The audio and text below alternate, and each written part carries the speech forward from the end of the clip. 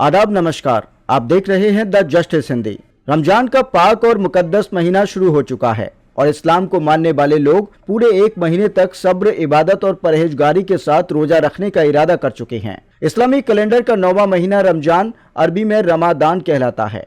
माना जाता है कि 1610 ईस्वी में इसी महीने पैगंबर मोहम्मद पर कुरान नाजिल हुआ था। इसके बाद यह महीना मुसलमानों के लिए बेहद पवित्र करार दिया गया है।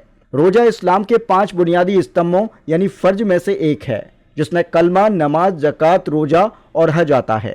रमजान में अल्लाह की रहमतें बरसती हैं, रोजदारों की दुआएं कबूल होती हैं और गुनाहों की मगफिरत का वादा किया गया है। ऐसे में यह जरूरी हो जाता है कि रोजा सही तरीके से रखा जाए ताकि वह नामकरूह ना हो और ना ही टूटे। आज की इस खास रिपोर्ट में हम आपको बताएंगे कि किन बातों से रोजा मकरूह हो जाता है, किन वजहों से रोजा टूट जाता है और किन हालात में रोजा नहीं टूटता।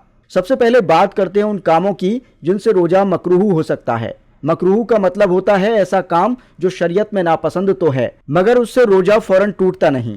रोजे की पूरी तरह भीगे कपड़े पहनकर देर तक रहना, बिना जरूरत किसी चीज को चबाना या बेवजह थूक निकलते रहना, ये सब रोजे को मकरूह बना सकते हैं। मंजन या कोयले से दांत मांजना, साफ करने की भी मनाही की गई है। इसके अलावा रोजे की हालत में गाने बजाने और फिजूल मशगूलियतों में लगे रहना भी रोजे की रूहानियत को कम करता है। अब बात करते हैं उन वजहों की जिनसे रोजा टूट जाता है।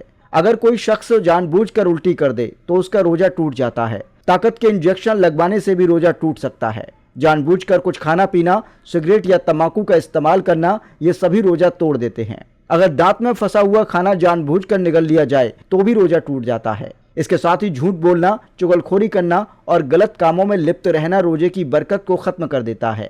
अब हम बताते हैं सबसे अहम हिस्सा किन बातों से रोजा नहीं टूटता। तो इसमें है नीम की मिसबाह करना रोजे में जायज है और इससे रोजा नहीं टूटता। खुशबू लगाना या खुशबू सूंघना, आंखों में दबा डालना, इनसे रोजे पर कोई असर नहीं पड़ता। अगर कोई रोजदार भूल कर कुछ खा पी ले तो उसका रोजा नहीं टूटता। अगर अनजाने में कुछ खा लिया जाए तो भी रोजा कायम रहता है।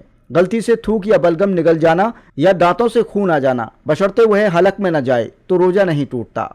रमजान सिर्फ भूखे रहने का नाम नहीं बल्कि यह अपने नफ्स को काबू में रखने, सब्र, इबादत और अच्छे अखलाक का महीना है। इस पाक महीने में कोशिश होनी चाहिए कि हम ज्यादा से ज्यादा इबादत करें, गलतियों से बचें और दूसरों के लिए आसानियां पैदा करें।